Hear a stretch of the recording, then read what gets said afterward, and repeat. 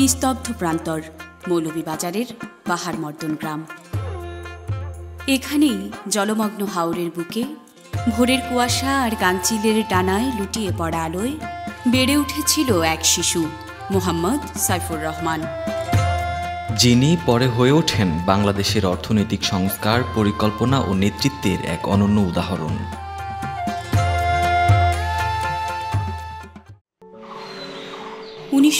সালের অক্টোবরে ব্রিটিশ ভারতের দক্ষিণ শ্রীহট্টের সদর থানাধীন ঐতিহ্যবাহী পাহাড়মর্দন গ্রামে এক মধ্যবিত্ত পরিবারে জন্ম সাইফুর রহমানের। পিতা আব্দুল বাসির ছিলেন শিক্ষক। মা তালেবুন্নেসার প্রেরণায় সাইফুর রহমান ছোটবেলা থেকেই উচ্চশিক্ষার প্রতি আগ্রহী হয়ে ওঠেন। তবে শৈশবেই পিতৃহারা হন তিনি। 1936 সালে তার বাবা মৃত্যুবরণ করেন। শিক্ষানুরাগী চাচা হাজি মোহাম্মদ শফি নিজ সন্তানের মতো সাইফুর রহমান ও তার দুই ভাইয়ের দেখভাল করেন। সাইফুর রহমান গ্রামের মক্তবে প্রাথমিক শিক্ষা শুরু করেন। পরে ভর্তি হন নিকটবর্তী জগৎ সিজিকে হাই স্কুলে। 1949 সালে মৌলভীবাজার সরকারি উচ্চ বিদ্যালয় থেকে কৃতিত্বের সঙ্গে এন্ট্রান্স পাশ করেন। 1951 সালে সিলেট মদনমোহন কলেজ থেকে উচ্চ মাধ্যমিক পরীক্ষায় ভালো ফলাফল করে ভর্তি হন ঢাকা বিশ্ববিদ্যালয়ে। ঢাকা বিশ্ববিদ্যালয়ে অধ্যয়নকালে সাইফুর রহমান ভাষা আন্দোলনে সক্রিয় অংশ নেন। এ সময় তাকে গ্রেফতার করা হয়। জেল থেকে মুক্তি পেতে মুচলেকা দিতে বলা হলেও তিনি রাজি হননি। পরে তৎকালীন ঢাকার ডিসির জিম্মায় তাকে মুক্তি দেয়া হয়। 1953 সালে ঢাকা বিশ্ববিদ্যালয় থেকে স্নাতক ডিগ্রি অর্জনের পর তিনি উচ্চশিক্ষার জন্য যুক্তরাজ্যে যান। সেখানে তিনি ইনস্টিটিউট অফ চার্টার্ড অ্যাকাউন্ট্যান্টসে অধ্যয়ন করেন। তিনি যখন সিএ ডিগ্রি অর্জন করেন, ওই সময় তৎকালীন পূর্ব পাকিস্তানে চার্টার্ড অ্যাকাউন্ট্যান্টদের সংখ্যা ছিল হাতে গোনা কয়েকজন। 1959 সালে লন্ডনে নিয়োগ পরীক্ষার মাধ্যমে তিনি ব্রিটিশ অক্সিজেন কোম্পানিতে যোগ দেন। পোস্টিং করাচিতে। বাঙালিদের প্রতি বৈষম্যমূলক আচরণে তিনি ভীষণ হতাশ হন। ব্রিটিশ অক্সিজেনের চাকরি ছেড়ে 1961 সালে ঢাকায় ফেরেন। দুই সহকর্মীকে নিয়ে গড়ে তোলেন অডিট ফার্ম রহমান হক RRH। প্রতিষ্ঠানটি অল্প সময়ের মধ্যেই পাকিস্তানের বৃহত্তম অডিট ফার্ম হিসেবে খ্যাতি অর্জন করে। 1969 সালে পাকিস্তানের জাতীয় বেতন কমিশনে বেসরকারি খাতের একমাত্র সদস্য মনোনীত হন সাইফুর রহমান। স্বাধীনতার পর শেখ মুজিবুর রহমানের নেতৃত্বাধীন সরকারের অধীনে 1972 সালে গঠিত জাতীয় বেতন কমিশনের সদস্য হিসেবেও দায়িত্ব পালন করেন তিনি।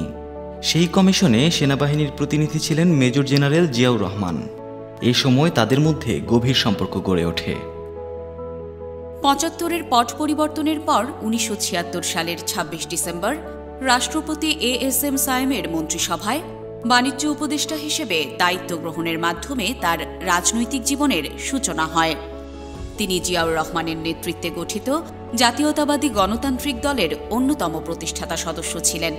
পরবর্তীকালে এই দলটি বাংলাদেশ জাতীয়তাবাদী দল নামে পরিচিতি লাভ করে। 1979 সালে তিনি মৌলভীবাজার থেকে সংসদ সদস্য নির্বাচিত হন। জিয়াউর রহমানের মন্ত্রিসভায় অর্থমন্ত্রীর দায়িত্ব গ্রহণ করেন তিনি। তার দক্ষ নেতৃত্বে দেশের অর্থনীতিতে পরিবর্তনের হাওয়া বইতে শুরু করে। বাংলাদেশের পোশাক খাত এখন যে স্তম্ভের উপর দাঁড়িয়ে, তার মূলে ছিল দুই সিদ্ধান্ত: ব্যাক টু ব্যাক এলসি ও বন্ডেড ওয়্যার হাউস সুবিধা। এই সময়েই তিনি মুক্তবাজার অর্থনীতি ও দেশের বেসরকারি খাতকে শক্তিশালী করার লক্ষ্যে গুরুত্বপূর্ণ পদক্ষেপ নেন। বলা যায়, তার হাত ধরেই দেশে মুক্তবাজার অর্থনীতির সূচনা ও দেশের বেসরকারি খাতের পুনরুজ্জীবন ঘটে। সাইফুর রহমান সাহেব ছিলেন একজন অনন্য ব্যক্তিত্ব। বাংলাদেশের ব্যবসা বাণিজ্য উদারীকরণ, যেটা আমরা রিফর্ম বলছি, সংস্কার, সেটার কিন্তু উনি উদ্যোক্তা। বাংলাদেশের অর্থমন্ত্রীদের মধ্যে জনাব সাইফুর রহমান সবচেয়ে সফল অর্থমন্ত্রী। 1990 সালের প্রথম দিকে বাংলাদেশে যে কাঠামোগত সংস্কার শুরু হয় এবং সেখানে বাণিজ্য উদারীকরণ যখন শুরু হয়েছিল, সেটাতে তিনি তার অধীনেই হয়েছিল।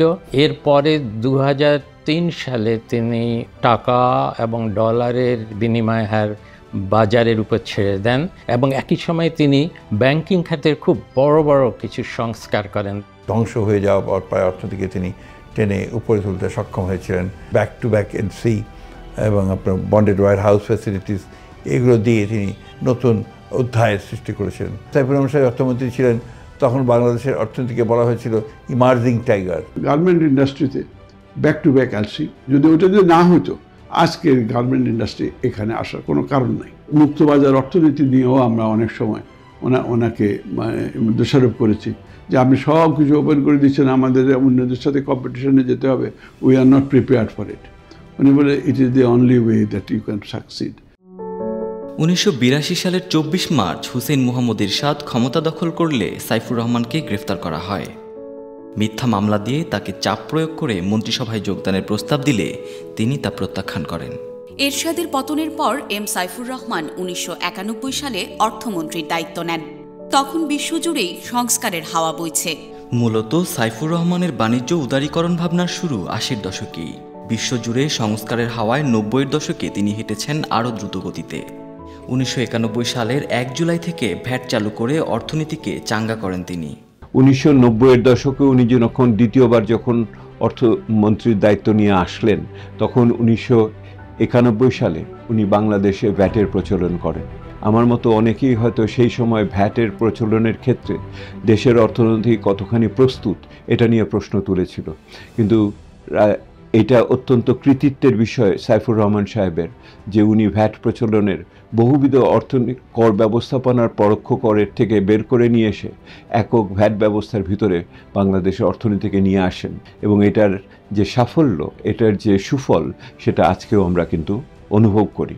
উনি কিন্তু বাংলাদেশে যেটা করেছিলেন, যেটা ইন্ডিয়াতে মনমোহন সিংহ বলছিলেন যে উনিও করতে পারেন নাই প্রথম দিকে, যেটা সাইফুর রহমান সাহেব করেছিলেন। এবং এইটা যখন হয় তখন পুরো ক্যাবিনেট, সব মানসিক ইভেন নীতি নির্ধারকরাও এটার বিপক্ষে ছিল। Single handedly he did it. ভ্যাটের ব্যাপারে যখন একটা রিউমার ছিল দ্যাট হি মাইট রিজাইন যদি উনি ভ্যাটটা রিসিন্ড না করেন, উনি যদি টেক ব্যাক না করেন, সত্যতা ছিল দ্যাট উনি পকেটে ওনার রেজিগনেশনটা নিয়ে ঘুরতেন, বেশ মাসখানেক ঘুরেছেন, এটা জানি। আমি তখন ঢাকা চেম্বারের সভাপতি ছিলাম। উনি যখন প্রথম ওই ভ্যাট ভ্যালু অ্যাডেড ট্যাক্স বা মূসক শুরু করলেন, তখন সমস্ত মেম্বার এটার বিরোধিতা করতেছে। তো আমি তখন মেম্বারদের যেহেতু মুখপাত্র, আমিও তার সাথে একমত হতে পারিনি, এবং আমরা এটা নিয়ে বেশ প্রতিবাদ করেছি এবং বলছি যে একসাথে করা যাবে না, ক্ষেত্র বিশেষে করলে এটা করা যাবে। কিন্তু হি ওয়াজ ভেরি ফার্ম।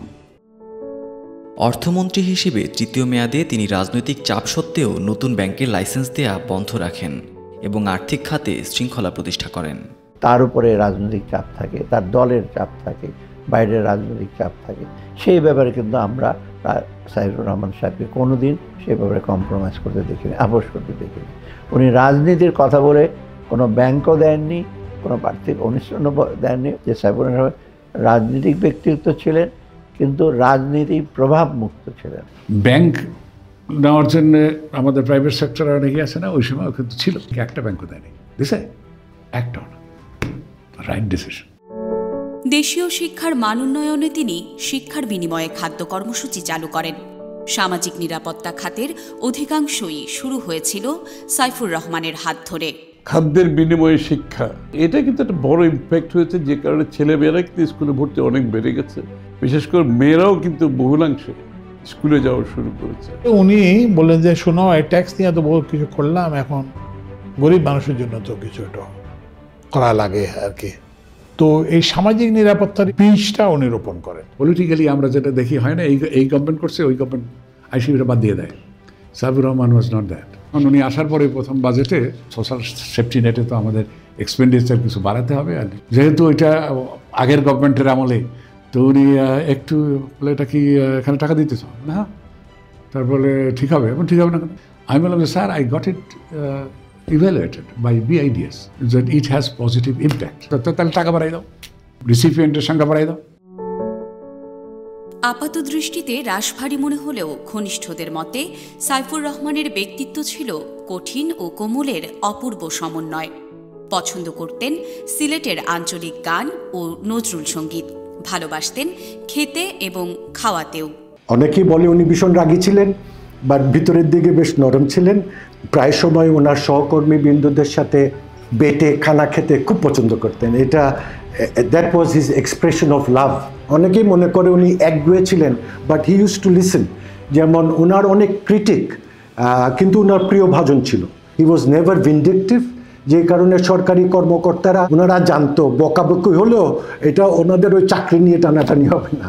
উনি আপাত দৃষ্টিতে উনি বাহ্যিকভাবে একটা মনে হতে খুব রাগী, অনেক সময় রেগে যেতেন, কিন্তু কাউকে উনি যে মনে মনে কাউর ব্যাপারে শাস্তি দেবেন সেটা তার মনে ছিল না। আর খাওয়া দাওয়ার ব্যাপারে কিছুটা শৌখিন ছিল, ভীষণ খাওয়া দাওয়া পছন্দ করতেন এবং খেতেও পারতেন মাশাআল্লাহ। উনি এনজয় করতেন খাওয়া দাওয়া। ওনার মানে সব দিক দেখছি, মানে যে ব্রাইটনেস যাকে বলে, শার্প রেজের এজ মাইন্ড যাকে বলে।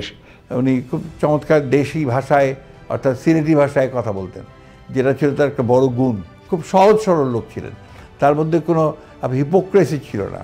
ওনার আগের আমলে যখন ওনার বিরুদ্ধে মামলা টামলা হয়েছিল, তো সেখানে সাক্ষী থেকে অনেকে ওনার সাথে যারা কাজ করেছে দিয়েছে, ওনার বিরুদ্ধে গেছে, তাতে উনি মাইন্ড করেননি। হয়তো ওই সব লোকের কথা যখন উঠতো, কেউ কী চায় দেখো তো, what ever he deserves give it. উনি কিন্তু ওই অর্ডিনারি পলিটিশিয়ানের মতো নন, উনি প্র্যাকটিক্যাল মানুষ। তো আপনার সাথে এগ্রি না করলে উনি বলেন যে I don't agree with you. 1960 সালে তিনি চট্টগ্রামের বেগম দুর্রে সামাদ রহমানকে বিয়ে করেন। তাদের 4 সন্তান, 3 পুত্র এবং 1 কন্যা। দেশের সফলতম অর্থমন্ত্রী এম সাইফুর রহমান 2009 সালের 5 সেপ্টেম্বর মৌলভীবাজার থেকে ঢাকা যাওয়ার পথে ব্রাহ্মণবাড়িয়ায় এক মর্মান্তিক সড়ক দুর্ঘটনায় মৃত্যুবরণ করেন। দেশের জন্য ওনার কমিটমেন্ট ছিল মানে unquestionable. He is a person to be remembered. বাংলাদেশের অর্থনীতির ইতিহাস যতদিন লেখা হবে, সাইফুর রহমানের নাম আমাদের নীতি সংস্কারক হিসেবে আমরা সর্বদাই স্মরণ রাখব। আকবর আলী খান তার পরার্থপরতার অর্থনীতি বইয়ে লিখেছেন, সংস্কার যে কেউ শুরু করতে পারে, কিন্তু সবাই শেষ করতে পারে না। যারা সংস্কার করে তারা বাঘের পিঠে চড়ে বসে। সেই বাঘের পিঠে চড়েই সফল হয়েছিলেন সাইফুর রহমান।